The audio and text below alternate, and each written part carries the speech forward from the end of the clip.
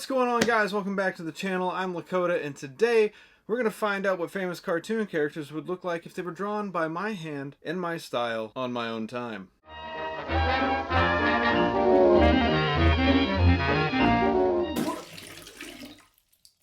It's been a minute, but it's good to be back, and it's great to have you back. I hope you all have been well. My holiday break was fantastic, and it's just nice to come back to this feeling refreshed.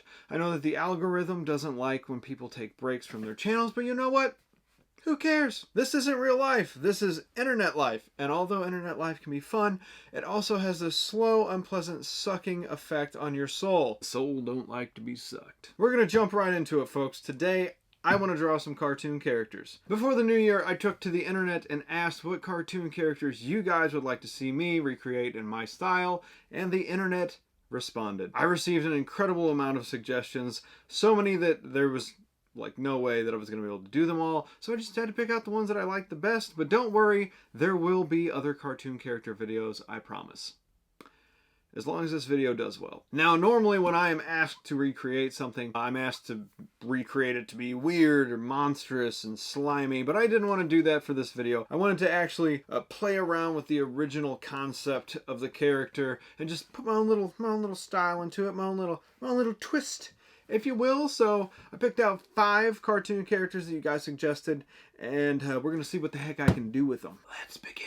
First up is CatDog.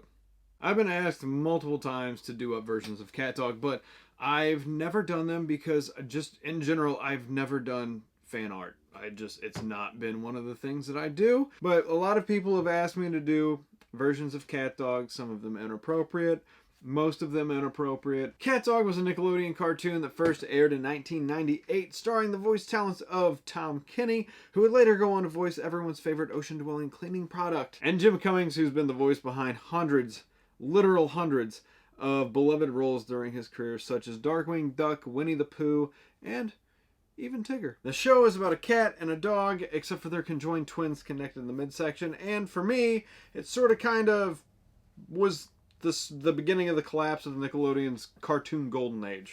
That's how I personally feel about it, but I don't think a lot of people would argue with me on that. I'm not saying that Nickelodeon didn't have other good cartoons later on. SpongeBob has proven to have good writing, style, and stick-around power. Loud House, my kids loved that. Fairly Odd Parents was great for a long time. But the Nick Golden Age had Rugrats, Ren and Stimpy, Doug, Rocko's Modern Life, Ah Real Monsters, Hey Arnold, and CatDog came in at the end of that and was mediocre at best. It wasn't terrible, it was just meh. It felt like daytime television.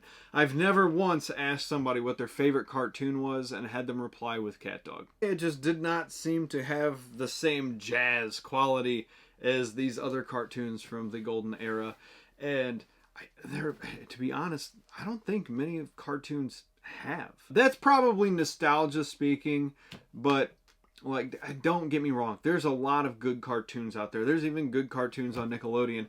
It's just like, that was a special time. And although I think part of it is nostalgia, like there's young people that have come up and been interested in animation and art, and they still look at that old 90s Nickelodeon style and are like, yeah, this was good. Anyway, this is my CatDog. This is what I have come up with. It's all right. I tell you what, though, you know, the part of CatDog that I hated the most was that little butthole Winslow, the little blue mouse guy that just antagonized everybody. I can't stand characters like that. I hate them. On to the next one. The second character on my list is Maleficent from Sleeping Beauty. Originally, I kind of wanted to go Spumco with this design, but I started looking back at some of Ivan Earl's. I'm pretty sure I'm saying that correct. Ivan Earl. Siri, how do you pronounce Ivan Earl? Ivan Earl. Ivan Earl. Pretty sure it's Ivan, but we'll go with that. Anyway, I was looking back at Ivan Earl's old concept art for the film and decided to do her in my style, but keep Ivan's elements. So Mr. Earl was the concept artist for the 1959 film Sleeping Beauty, and that concept art is absolutely breathtaking. That movie is a work of art. You know, I have to say that I actually really enjoyed the Maleficent movie with Angelina Jolie. My wife took me out to see it in theaters, and I was expecting to be bored the entire time, but it was actually a really good retelling of the story. I've always been interested in villain origin stories. I know there's a lot of people out there right now that are hating on this trend of doing origin stories for villains, but you know what? I say go for it. You know, villains got to start somewhere. I like peeling that onion open and seeing what messed you up. What made you want to put pretty young girls to sleep until guys with sleep fetishes came along to swap spit with them. Like, it's a very specific thing, and I like finding out where that came from. Also, I really wanted to do Maleficent as a dragon, but I suck at drawing dragons. I don't know why. I've never been able to draw a good dragon. Dragons, bicycles, and cars, they always end up looking like poop. So I didn't do a dragon, but I did this serpentine dragon demon creature thing coming out of the blue flames in her hands. And I think, yeah, so that's another thing about Maleficent that I really like, the color scheme. There's something about blue, or not blue, that's not blue, that's green. There's something about green and purple that just, I love it. I'm happy with how this one came out. There's a couple things I want to spruce up, but this is good for now. I like this. I accept you, Maleficent. Next up on the list is an old favorite of mine. Real Monsters. As I said earlier, this is one of those cartoons from Nickelodeon's golden age, and I loved this one as a kid. I believe it was made by Klasky Csupo. I've never actually known how to pronounce that. I'm just taking a wild guess. So I hope that's right. But it is about a school for monsters and their teacher, the Grumble or the Grimble, something like that. Some weird four-footed horse demon thing would teach them how to be scarier. The monsters were very unique and gross looking, and let's be honest, pretty much all of Klasky Csupo's character designs were unique looking even whenever they weren't monsters. If you were to see a Klasky Csupo character, you know it's Klasky Csupo. I think the other big draw for Real Monsters was the fact that it was dark and grotesque. There were episodes where they would be in class and a monster would get an answer wrong and the Grumble would just devour them. Even one of the main characters, Oblina, the black and white candy cane looking monster, part of her scare factor was that she would just reach down her throat and pull her innards out of her mouth. It was an awesome kids show. I think it would be incredible if they rebooted this as a more adult themed cartoon on Adult Swim or Comedy, something. I remember we actually had Real Monsters, the game, on Super Nintendo, and it was fun to a point, but there was no save function. You could not save your progress, and it was hard. Like Super Nintendo games and Sega games back then, they were punishing anyway.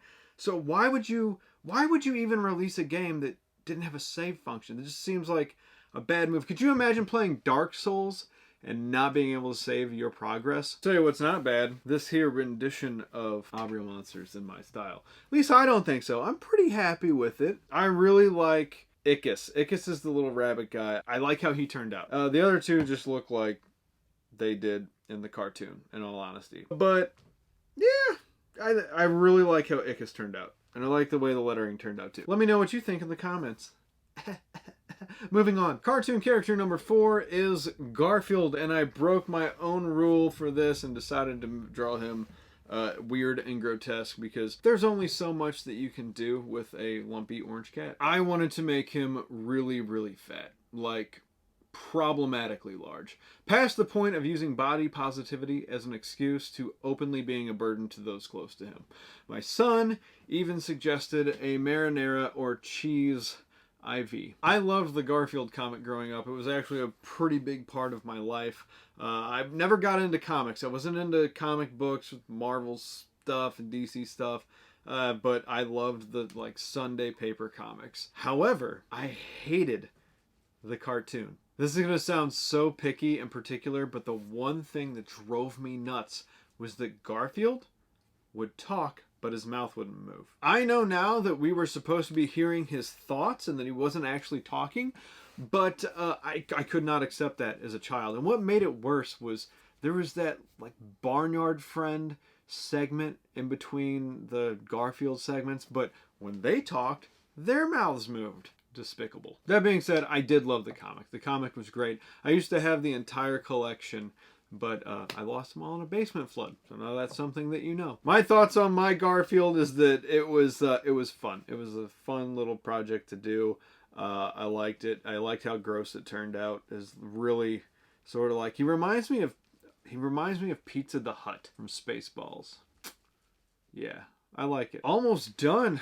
Let's check out the last one. All right, so the last cartoon character in this video is Slimer from The Real Ghostbusters. So the original Slimer is one of my favorite Muppet ghost creature creations because I think that it's one of the first really weird things that I had ever seen as a child. Now, I'm not talking about the cartoon Slimer. I'm talking about the real Slimer from the Ghostbusters movie. My dad, he used to have this card that would hang from the rear view mirror in his old Toyota. And Slimer was on the card. And the card, it didn't freak me out. It fascinated me. And I even remember I named it. I named the creature on the card. I remember I had to have been like 3, maybe 4. But clearly remember sitting in the driveway, looking at this thing. I said, I think his name is Frinran Randy. And my parents, they still remember that. I brought it up to my mom. That's not something that I made up. She remembered that I called this thing Frinran Randy. Brains are weird. Like, I can't remember how to do long division, but I can pull that random memory out of my butt in 4K Ultra HD. I didn't watch much of the Real Ghostbusters cartoon. I remember watching it, but I just didn't watch it that often. It seems like something that I would have watched a lot of, but I just don't think we had the channel that it aired on or something. Anyway, what I do recall from this cartoon is the voice of Peter Venkman. I find this very interesting. It's like this serendipitous circle of life type thing. Check this out. So in the Ghostbusters movie, Peter Venkman was played by Bill Murray. In the Ghostbuster cartoon, Venkman was voiced by Lorenzo Music, who was also the voice actor behind Garfield in the Garfield cartoon. But then, years later, when the atrocity that was the Garfield movie came out in 2004, Garfield was voiced by Bill Murray. I thought that was a cool thing that happened. Lorenzo Music was an awesome voice actor. God rest his soul. As far as my version of Slimer goes, I'm happy with how it turned out. I think putting him on a flat black background might have been a mistake. I should have put him somewhere where I could make him more translucent. No, I'm going to try that and mess around with adding a little bit more detail into his arms and the food that he's carrying, but I think it has potential. And with that, guys, that's going to do it for today's video. I hope that you enjoyed it. And if you did, please remember to like, comment, and subscribe. Let me know what you think of the new channel. Obviously, if you haven't noticed, I'm not going by MYR mediums anymore. That was, you know what? Here's a video that'll explain that up here or over here in this corner. I don't know. It's going to be somewhere. Go check that video out. You guys have a wonderful week. I'll see you in the next video.